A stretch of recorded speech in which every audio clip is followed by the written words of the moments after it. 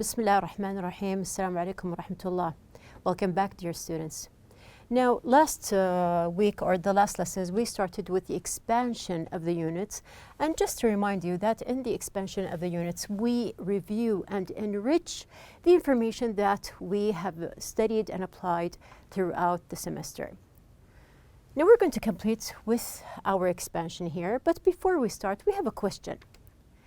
Now, let's just read the question together. We have here, do you think it is easy for people to make real friends online? Now, you know that we are using social media and different platforms every day online. Now here, what about making friends? Do you think it is easy to make true or real friends online? So just think about the question and you can discuss with someone else, a classmate, a friend, or someone of your family. Also, there's another question here. We have here, of course, you're going to think about it. Why or why not? So it's not just about answering yes or no. You're going to have your reasons. So there's going to be a complete discussion about making friends online. Going on to the second question we have here. Do you text or call people you know? So when you want to reach someone out, what do you usually do? Do you usually text, or do you prefer calling someone? Now, what kind of language do you use in each case? Now, we know that there is the formal type of language, and we have here the informal type, or the everyday language that we use. Now, these are questions that we have here in our lesson. We are going to discuss this topic. Now, you can also make a kind of survey with your classmates or in class, generally between all classes, and just to see how many prefer to call and how many prefer to text.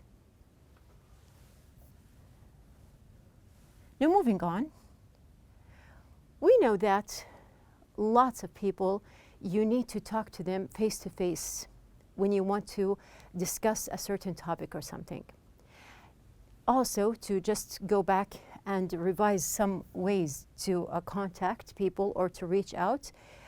People used to write letters before emails. And also, just for information, we know that also people used to use like kinds of smoke signals. So when they want to just send a message or they want to just send out something or to warn somebody, they can use smoke signals. Now, can you explain how online communication differs from other types of communication? Now here you can see that I brought 3 examples, the smoke signals, and then we modernized a little bit into writing letters. And after that, of course, or basically in any time we have here face-to-face communication. Now this is all before online communication. So going back, what do you think? Can you explain how online communication differs from other types of communication? Online communication, emails, social media, different platforms, different ways or applications that we reach and communicate with people all around. Now, this is going to be the topic that we have here in our reading today. Now, of course, the reading is going to be part of the expansion that we have here. We are going to just see what are our objectives. Number 1, apply different comprehension strategies. Number 2, to scan for information and words. Number 3, to answer questions. Now we're going to start. Basically, you can see here that we have here some people, they are communicating together. Now they look quite friendly with each other. So they can be friends who communicate throughout the internet or online. Now, online or distance communication through technology. This is going to be the topic that we are going to talk about in our reading. Now, the title of our reading is The Impact of a Changing World on Human Language and Communication. So just to read this again, you can read with me. The Impact of a Changing World on Human Language and Communication. So here, you know that we are going to focus on 2 parts. We are going to focus on human language, and we are going to focus on communication in general. Now, this is the expansion reading that we have here in our book. We have here on pages number 128, 129. So let's start. Now, just to look at the page that we have here on 128, you can see that we have here many small paragraphs. Now, in each paragraph, there are types of or different information that we can just read or explore together. You can see that we have here different parts. You can see 1, 2, 3, 4, 5, 6, 7, 8 on page number 128. And we have in the second page 3 paragraphs, page 129. So in here we are going to explore the different parts. Of course, we have the after reading, and after that we have here a main or general discussion.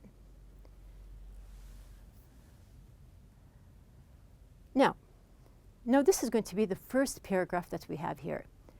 What are we going to do?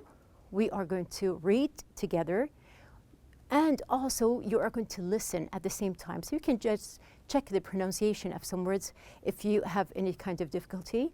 And I'm going to give you just short questions sometimes so you can look for the answers. So we're going to start with the first part. We have here a main introduction. I want you to listen, and we're going to see what is the most important part that we have here. Recent research on the impact of online communication across cultures in Europe has revealed some very interesting findings. Okay, so here, from the introduction that we have, we can focus on the part here, which is the main theme or the topic sentence that we have here, the impact of online communication. So we want to see what is the impact, how has it affected people all around. Moving on to the second part. Now we have here in this part, although social networking and online communication has become the norm among young people nowadays, the formation of lasting friendships among peers appears to require face-to-face communication. Okay, so we mentioned before face-to-face. So this is an important part from the topic that we have here. So let's just read together the underlined part. The formation of lasting friendships among peers appears to require face-to-face communication. Do you agree? Do you think to have a true friendship with someone, this is important to acquire face-to-face communication? Now here you can agree or disagree, it's a point of view, but we're going to read and see if it is proven or not. Now here we have a word, norm. Now I want you to focus on these words because we are going to go back and apply them within sentences. So do you know the meaning of the word norm here? Let's just read. Now communication has become the norm among young people nowadays, online communication. Now you can just relate it to the word normal. Now it is something that we know that we have here. It is something that is approved. A lot of people use it. It is applied, which means that it is something that is normal. Now we have the word norm here. Moving on here to the second part, and you can see that this time we have a longer paragraph. Now we have a question. I want you just to read the question, and while you are listening, just try to look for the answer. The question is, what did the project involve? You know now that there is a project, and you're going to see what did this project involve. So let's start. The project involved communication with partner schools in different countries. According to project participants, online communication and information exchange was effective for a period of time and undoubtedly provided the input and information needed. However, when it came to the formation of long-term friendships, they strongly felt that face-to-face communication was a key requirement, as was mobility. In other words, travel to different countries. Okay, so here, did you find the answer? Now it is very clear from the very beginning we have here the project involved communication with partner schools in different countries. So just imagine that you're a member or you're a part of this project. It involves different schools, and not just from one country but from many countries. So this is going to be the basic project that we are going to talk about. Now we're going to focus on other things. Here we have here online communication, just read with me, and information exchange was effective for a period of time and undoubtedly provided the input and information needed. So here we agree that yes, we have online communication is something that is very important and it does have many benefits. But on the other hand, however, there is another side. We have here, when it came to the formation of long-term friendships, they strongly felt that face-to-face communication was a key requirement. So let's just see again, we have here, when it came to the formation of long-term friendship. So when we go back to the last paragraph, you can see that we talked about face-to-face, and here we have long-term. So these are requirements for real friendships. Now here we have the word mobility, as was mobility, in other words, travel to different countries. So what is the meaning of mobility? Mobility here, I'm going to give you a hint from this picture. Now you can see that there are different cars or bicycles or motorbikes moving from one place to another. So mobility is a word that is connected, or it means something that is moving or transferring from one place to another.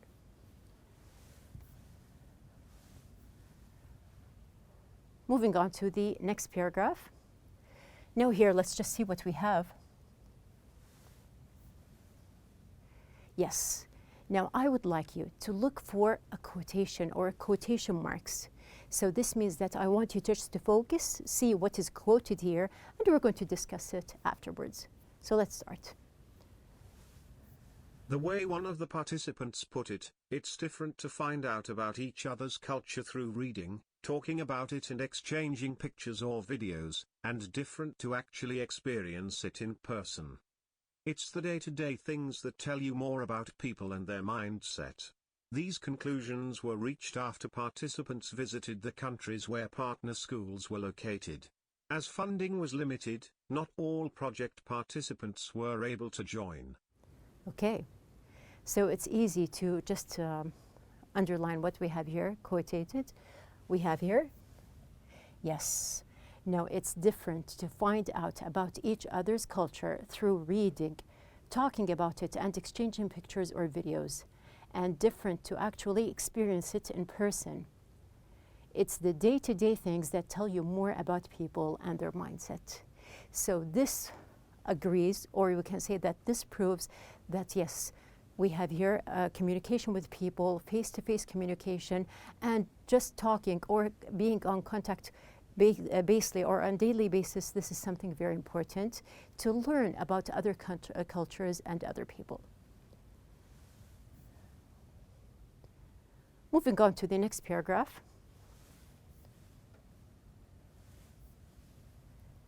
Now here, you can see that we have here two faces, which means that I want something that is positive and another thing that is negative. It can be the opposite. So you're going to also listen and underline. What do you think? There is some kind of contrast between the two ideas. All interviewees appreciated the accessible and affordable opportunities offered through technology and online communication, but stressed the need for communication beyond cyberspace. Interestingly, young people nowadays take cyberspace for granted and consider more conventional, real-world experiences to be more creative and rewarding. Now, this is a very interesting part. Let's just see what we have here. Now, first of all, it says that all interviewees appreciated the accessible and affordable opportunities afforded through technology and online communication. So yes, there are many opportunities. They can be accessible and also you can afford them. But on the other hand, or we can say, but stressed the need for communication beyond cyberspace. So we have here, we are in the the time of using a lot of different applications or different sites to communicate with other people. Now, this is what we call cyberspace. Now, this is something that is easy. You can easily contact anyone in any place around the world, but at the same time, people still need the human contact that we can find and enjoy face to face. Now we have here a short paragraph. So what do we want to see? There is a question for you. Why do people need face-to-face contact? So you can see that I mentioned lots, many times we have here face-to-face. Now the book also has written it many times. Now we're going to see why. Why do people need face-to-face contact? Overall, the conclusion reached pointed out that although technology connects people, lasting friendships require face-to-face contact to make initial connections more meaningful. This was further confirmed by the diminishing interest and involvement of the participants that had not been able to travel. Okay, so we have here in this short paragraph, we can find the answer to make initial connections more meaningful. So this connection that we have here, it's not just to contact people, but it has to be meaningful. Now we have here the word diminishing. Let's just read the sentence from the beginning. This was further confirmed by the diminishing interest and involvement of the participants that had not been able to travel. Now, some people, when they are able to travel, they can contact people around the world. But other people that do not travel, they start to lose interest, or we can say that it is diminishing. So we have here diminishing means like a battery when it begins to get lower. So we have something that is losing interest, losing contact or energy. It's the same meaning that we have here. Moving on to our next paragraph. Now we have a question. Which language was used as a common medium? Now this is an easy question. Let's see. As expected, English was used as the common medium of communication. Project participants admitted to having been intimidated and reluctant to initiate conversation due to their language inadequacies. They soon found out that none of their peers from other countries were perfect either, but were only too willing to utilize all available resources to speak. So they quickly revised their views on language competence and stopped being over-concerned with potential errors. So let's see what we have here. Of course, from the very beginning, we have here English was used as the common medium of communication. Now, the answer is easy to find, but we are going to see different words that we have here. There are lots of interesting words. Now, let's just complete and see what we have here. More, we can say that project participants admitted to have been intimidated and reluctant to initiate conversation due to their language inadequacies. And we can see here that we have the word intimidated. What do you know about the word intimidated? Now we can see that we have here from this picture, intimidated is connected to scared, okay, or being afraid of something. We have also another word. We can see here the word reluctant. Now the word reluctant here, I'm also going to give you a hint from the picture. Now, reluctant here, you can see that this girl, she doesn't want to do something, which means that she doesn't have the motive to do it. So she is reluctant. And also we have the word inadequacies, or it comes from the word inadequate. Let's just see the picture. Now, we can see that there is a chain, but there is some kind of fault here in the chain, or the chain is weak. So we have here, there is some kind of mistake or weakness, or there is a fault. Now, they soon found out that none of their peers from other countries were perfect either. So sometimes when you feel that there is some kind of problem that you are facing, or you are anxious or nervous about something, but you find out that even the other part or your peers, they feel the same thing. So this makes it less stressful for you. We have also the word utilize. Now, utilize here, we're going to see a picture here. Now you can see that there are these poles that are used and the lines, or here the cords, they are used to utilize electricity and just transfer it to houses.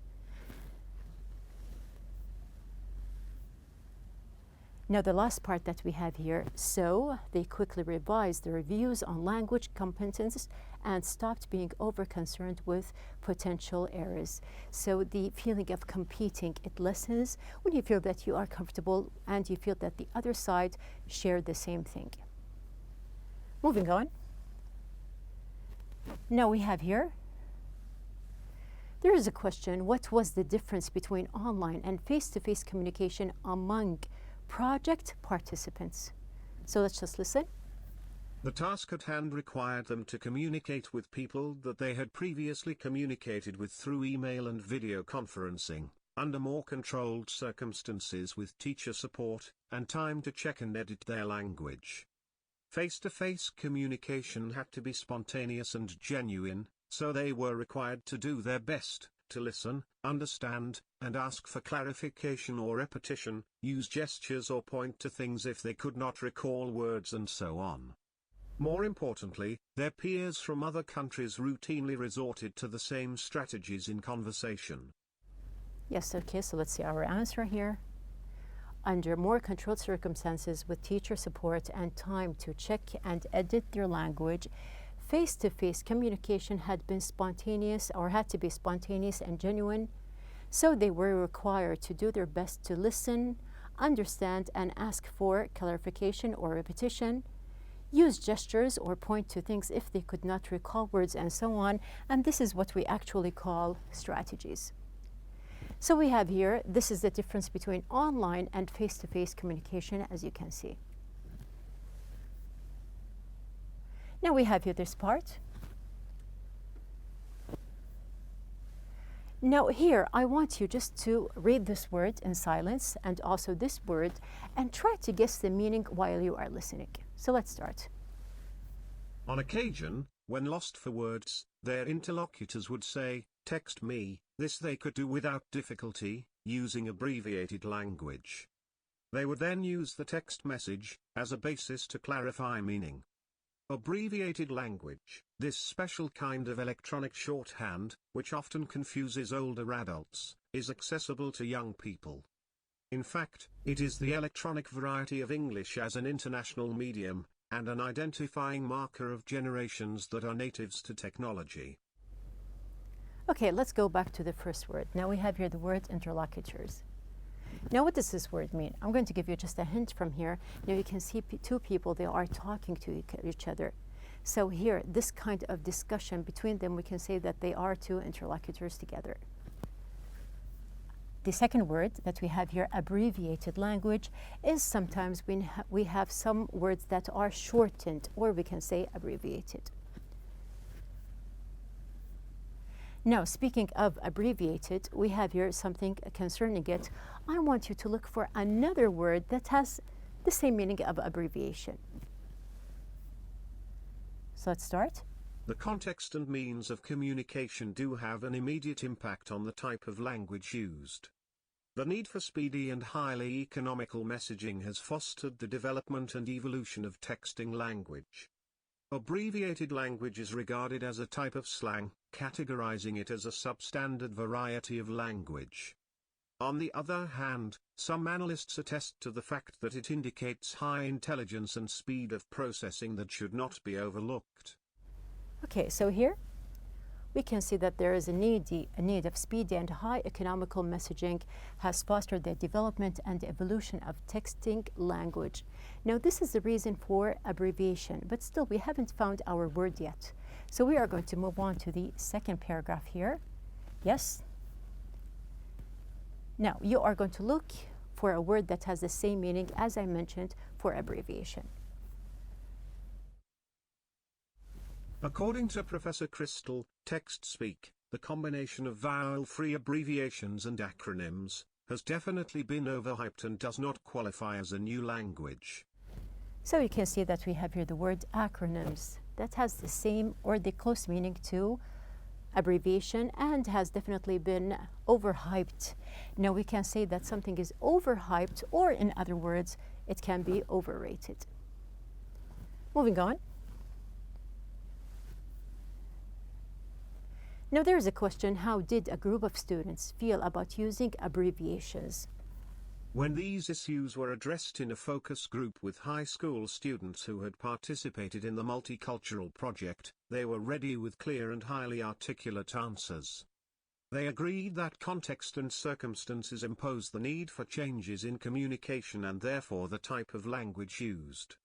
They were pleased to be able to use abbreviated language in texting and messaging effectively and efficiently.